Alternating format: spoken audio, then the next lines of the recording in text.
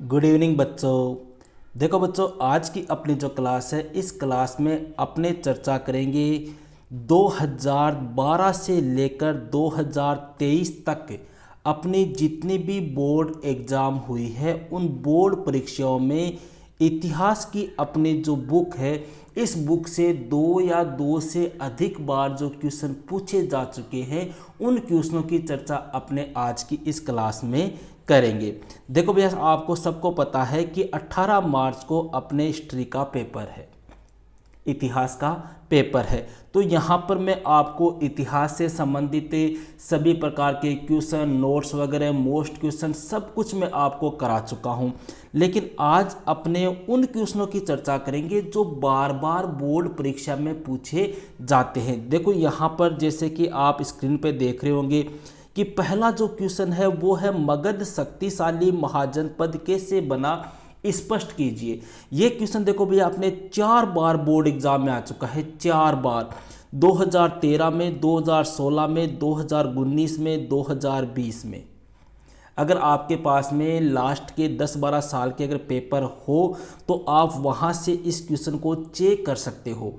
अगर पेपर नहीं है तो अपना जो टेलीग्राम ग्रुप है, इस टेलीग्राम ग्रुप में मेरे लास्ट ईयर के डाले हुए हैं पेपर, वहाँ से आप इन क्वेश्चनों को चेक कर सकते हो। अब कई बच्चे देखो कमेंट करते हैं कि गुरुजी जो क्वेश्चन एक बार आ जाएगा वो दोबारा भी आ सके, तो उसका प्रूफ आपके सामने ये यहाँ पर है भैया।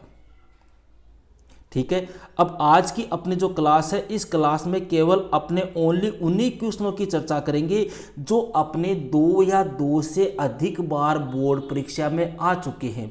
क्यों? क्योंकि जो क्वेश्चन 2 बार आ चुका है ना, इसका मतलब उस क्वेश्चन के आगे भी आने की काफ़ी संभावना होती है। तो आप एक बार इन क्वेश्चनों को ज़रूर से आप रिवाइज कर ले। आप ये नोट कर ले कि कोई ऐसा क्वेश्चन तो नहीं है जो आपको नहीं आ रहा है। ठीक है, अब स्टार्ट करते हैं भैया। मोटा मोटा आंसर मैं आपको इनका बता रहा हूँ। तो देखो पहला क्वेश्चन है, अपने मगध शक्तिशाली महाजनपद कैसे बना, स्पष्ट कीजिए। 4 बार ये अपने बोर्ड एग्जाम में आ चुका है ये क्वेश्चन, समझ रहे हो। 4 बार आने का मतलब हो गया बहुत ही इंपॉर्टेंट, बहुत ही मोस्ट क्वेश्चन है। देखो शक्तिशाली महाजनपद कैसे बना भैया, आपको इजी सा क्वेश्चन है। मेरे ख्याल से इसका आंसर सबको पता होगा कि मगध शक्तिशाली महाजनपद कैसे बना। देखो पहली बात तो ये तीनों ओर से किससे घिरा हुआ था, पहाड़ियों से घिरा हुआ था, तो शत्रु आक्रमण नहीं कर सकते आराम से। दूसरी बात, यहाँ पर भैया कई फेमस नदियाँ थी, जैसे गंगा और सोन नदी थी। ठीक है, इसके अलावा भैया यहाँ पर लोहे की प्रचुर खानें थी। ठीक है, यहाँ पर भरपूर मात्रा में हाथी पाए जाते थे। इसके अलावा भैया मगध शासकों ने अपनी कूटनीति तथा वैवाहिक संबंधों से भी मगध को एक शक्तिशाली महाजनपद बना लिया। इसके अलावा मगध के भैया जो राजा थे वो एक प्रकार से अपने कहे कि शक्तिशाली और महत्वाकांक्षी शासक थे। तो उपरोक्त कारणों की वजह से मगध एक शक्तिशाली महाजनपद बना। ठीक है, बड़ा अच्छा क्वेश्चन है, आपको जरूर से इसको ध्यान रखना है। सेकंड क्वेश्चन की बात करते हैं भैया। सेकंड क्वेश्चन है, हड़प्पा कालीन कृषि प्रौद्योगिकी। ये देखो थोड़ा प्रिंटिंग में मिस्टेक हो गई है कि कोई 2 विशेषताएं बताइए। ये 2016 में और 2020 में, देखो यहाँ पर मैं ईयर वाइज बता रहा हूँ भैया कि कौन सी साल में आ चुका है।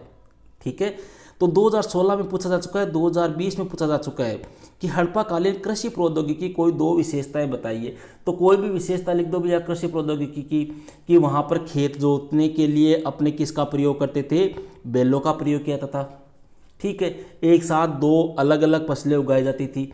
कोई भी 2 विशेषताएं जो आपको बेस्ट लगे आप कर सकते हो।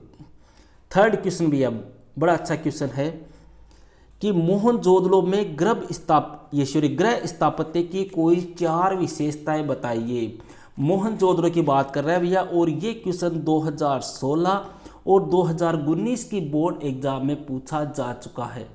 हालांकि ये सीबीएसई बोर्ड भी आ चुका है 2019 में, ध्यान रखना आप। सीबीएसई बोर्ड 2019 और 2020 दोनों में आया हुआ क्वेश्चन है ये। तो देखो गृह स्थापत्य की विशेषताएं बहुत है भैया। पहले लिख दो कि एक प्रकार से आवास के मुख्य द्वार से आंतरिक भाग अथवा आंगन सीधे तौर पर दिखाई नहीं देता था। मतलब सामने से देखे तो आंगन आपको दिखाई नहीं देता। प्रत्येक घर में ईंटों के फर्श बने हुए थे। एक स्नानागार होता था। नालियाँ थी वो दीवार के पास में टच में थी, नालियाँ ढकी हुई थी। ठीक है। खाना जो है वो एक प्रकार से खुले आंगन में पकाया जाता था।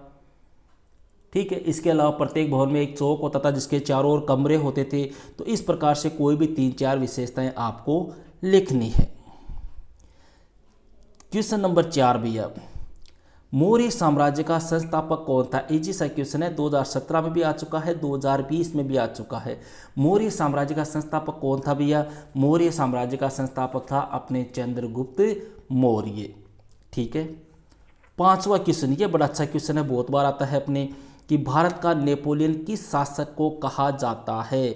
भैया भारत का नेपोलियन कहते हैं गुप्त शासक था एक, जिसका नाम था समुद्रगुप्त, इसको कहा जाता है। और एक इतिहासकार थे जिनका नाम था V.A. स्मिथ, इन्होंने कहा था। हालांकि ये आपके है नहीं V.A. स्मिथ, लेकिन फिर भी मैं आपको थोड़ा सा एडवांस बता रहा हूँ। नेक्स्ट क्वेश्चन की बात करते हैं भैया, क्वेश्चन नंबर 6। देखो 6वां क्वेश्चन है आपके, रुद्रदामन के जूनागढ़ अभिलेख से कौन कौन सी महत्वपूर्ण जानकारियां प्राप्त होती है? बड़ा अच्छा क्वेश्चन है, 12 में आया हुआ है, 19 में आया हुआ है, 20 में आया हुआ है। देखो रुद्रदामन का जूनागढ़ अभिलेख, पहली बात तो ये कि गुर्जर जूनागढ़ है कटे, तो ये कहाँ पर है भैया? गुजरात में है। ठीक है। वहाँ पर रुद्रदामन का एक अभिलेख है, इसलिए उसका नाम क्या पड़ गया? रुद्रदामन का जूनागढ़ अभिलेख। तो भैया इस अभिलेख के बारे में आप लिख दो कि यह संस्कृत भाषा में है, पहली बात।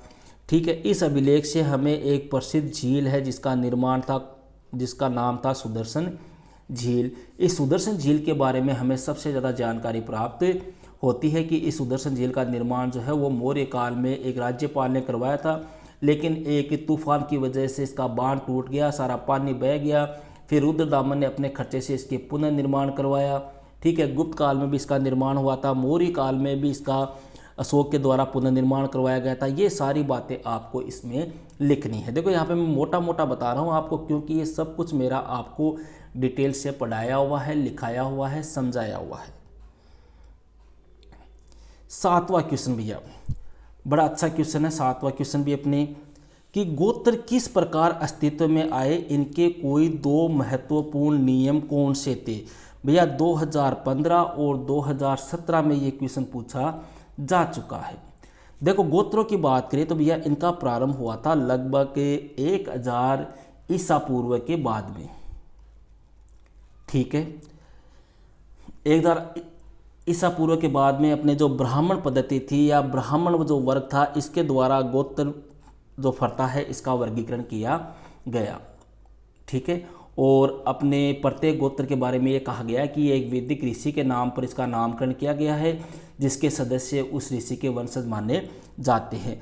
अब महत्वपूर्ण नियमों की बात करें तो भैया नियम में अपने लिख दें कि विवाह के पश्चात स्त्री को पिता के स्थान पर पति के गोत्र को अपनाना पड़ता। ठीक है। एक ही गोत्र के सदस्य आपस में विवाह संबंध नहीं रख सकते थे। इस प्रकार से आपको 2 नियम बताने हैं। 8वां क्वेश्चन भैया, यह भी अच्छा क्वेश्चन है। मनुस्मृति के अनुसार पुरुषों के लिए धन अर्जित करने के कौन से तरीके हैं? 2013, 2015। अब देखो पुरुषों के द्वारा धन अर्जित करने के भैया टोटल आपको पता है 7 तरीके बताए गए हैं मनुस्मृति में। ठीक है। जैसे अपने बात करें तो पहला तो अपने कह सकते हैं कि काम करके, निवेश करके, विजय प्राप्त करके, खरीद कर, विरासत के रूप में, सज्जनों द्वारा दी गई भेंट के रूप में, खोज करके। ठीक है। इस प्रकार से टोटल कितने तरीके बताए गए हैं? 7 तरीके बताए गए हैं पुरुषों के लिए। और महिलाओं के लिए अगर पूछ ले तो ध्यान रखना, महिलाओं के लिए कितने हैं? 6 तरीके हैं। नेक्स्ट क्वेश्चन है भैया 9वां क्वेश्चन, महात्मा बुद्ध के अनुसार, ये सॉरी थोड़ा मिस्टेक हो गया है, ये निर्वाण है, ध्यान रखना निर्वाण। महात्मा बुद्ध के अनुसार निर्वाण का क्या अर्थ है? देखो महात्मा बुद्ध जो बौद्ध धर्म के थे, इनके अनुसार निर्वाण का अर्थ क्या है? इनके अनुसार निर्वाण का अर्थ है भैया अहम व इच्छा का समाप्त हो जाना। अहम व इच्छा का समाप्त हो जाना, वही क्या है? निर्वाण है। 10वें क्वेश्चन की बात करते हैं भैया, क्वेश्चन नंबर 10। देखो आज की क्लास में 10 क्वेश्चन ही अपने चर्चा करेंगे। नेक्स्ट वीडियो में 10 क्वेश्चन मैं आपको और बता दूंगा। लगभग 2 या 3 वीडियो में जितने भी क्वेश्चन अपने 2 या 2 से अधिक बार पूछे गए हैं वो आपको क्लियर करा दूंगा। अलबरूनी की प्रमुख कृति का क्या नाम है? मतलब अलबरूनी की जो रचना थी भैया, देखो 2014, 2017, 2020, ठीक है, तो हो सकता है आपको 2024 में भी पूछ ले। कृति का नाम था भैया किताब उल हिंद। इजी सा क्वेश्चन है, मेरे ख्याल से किसी बच्चे के कोई दिक्कत नहीं होनी चाहिए। और कौन सी भाषा में लिखी गई है? ये अरबी भाषा में, ठीक है। तो ये थे भैया अपने इतिहास के 2012 से लेकर 2023 तक की जो बोर्ड परीक्षाएं हो चुकी है, उन बोर्ड परीक्षाओं में पूछे गए महत्वपूर्ण प्रश्न। ओके, तो मिलते हैं नेक्स्ट वीडियो में एक नेक्स्ट टॉपिक के साथ। That's all.